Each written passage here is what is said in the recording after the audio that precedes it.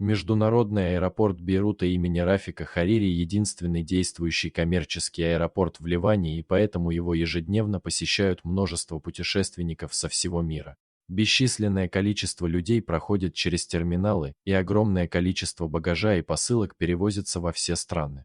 Таким образом, вы можете себе представить, что безопасность аэропорта имеет первостепенное значение. По этой причине полицейские патрули и частные охранники следят за приходом и уходом.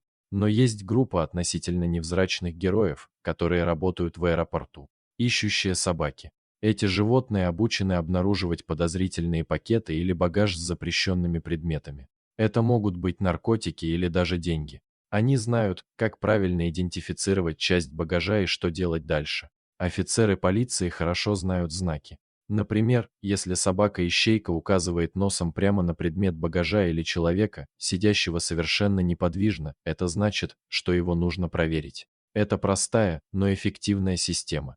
Во время обхода аэропорта эта собака обнюхала различные предметы багажа. Никто не обращал на нее особого внимания. Они знали, что у милого животного есть работа, каким бы милым он ни был. Они знали, что не могут остановиться и погладить его, иначе они будут мешать его важной работе. Поэтому в большинстве случаев люди одаривали проводника мимолетной улыбкой. Но вдруг собака показала, что учуяла что-то в одном из уже зарегистрированных ящиков, которые как раз находились в пути через аэропорт из одного пункта назначения в другой. Глядя на транспортную этикетку, полицейский увидел, что посылка везлась из Украины в Бейрут. Судя по всему, он прибыл несколькими днями ранее и ждал в аэропорту, чтобы его забрали. Следопыт сидел неподвижно, пристально глядя на коробку. Полицейский не сомневался, что его животное обнаружило что-то крайне необычное и, вероятно, незаконное. Собака-следопыт очень редко что-то неправильно идентифицирует, и он никогда не видел, чтобы его собака ошибочно подозревала человека или часть багажа. Дрессировщик указал, что собака может подойти ближе, затем она прыгнула на ящик. Сама коробка была довольно большой, примерно 10 на 3 фута. Она была похожа на многих других, стоявших в аэропорту, так что ничего особенного в ней не было. Единственным отличием, которое заметил полицейский, были несколько маленьких, почти незаметных отверстий вдоль ящика. Собака сразу же их заметила, сунула нос прямо над одной из дырок и пристально принюхалась. При этом она издала небольшой стон. Эта реакция определенно была необычной. Следопыт выполнял свою работу много лет, и хныканье не входило в его репертуар реакций. Было ясно, что внутри есть что-то, что интересовало его больше, чем обычная контрабанда. Хозяин нахмурился, осматривая коробку вдоль и поперек. Что он должен сделать?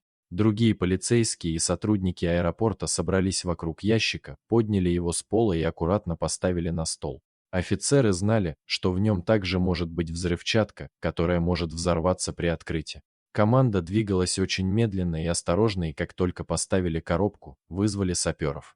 Хотя вероятность того, что в коробке была взрывчатка, была маловероятной, так как она, несомненно, была бы обнаружена во время регистрации и сканирования в украинском аэропорту, они все же не рисковали. Все вышли из комнаты, но следопыт, казалось, торопился вернуться. Казалось странным, что собака так зациклилась на этой коробке. Но по-прежнему никому не разрешалось входить в комнату, пока команда обезвреживания бомб выполняла свою работу. Пока они ждали перед зданием, собака скулила и бегала вокруг, пытаясь попасть внутрь. Хозяину это показалось странным, так как такое поведение для него было нетипичным. Они работали вместе много лет, но он никогда не видел своего животного таким взволнованным. Это вызвало у офицера всевозможные тревожные звоночки. Что было такого особенного или странного в этой коробке? Что было в нем? А пока им пришлось ждать. К счастью, саперы спокойно вышли из комнаты и сообщили другим офицерам, что внутри нет ничего опасного, по крайней мере, без взрывчатки.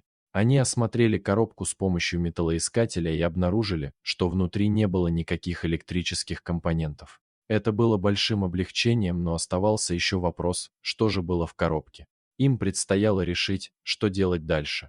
После некоторого обсуждения было решено открывать коробку медленно и осторожно. Но когда они наконец открыли коробку и заглянули внутрь, то были ошеломлены увиденным. За все годы, что офицер проработал на этой работе, он многое повидал: наркотики, деньги, взрывчатка, контрабанда всех видов. Но он никогда раньше не видел этого.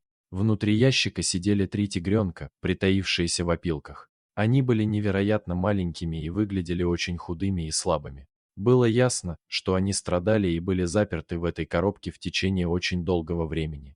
Неудивительно, что собака так старалась достучаться до них. Испугавшись, они замолчали. Они были явно удивлены всем этим светом и новыми людьми. Никто не знал, как долго они находились в коробке, но было ясно, что это должно было быть довольно давно.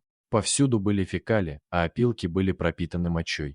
В коробке тоже ползали паразиты и черви. Удивительно, что никто раньше не заметил эту коробку.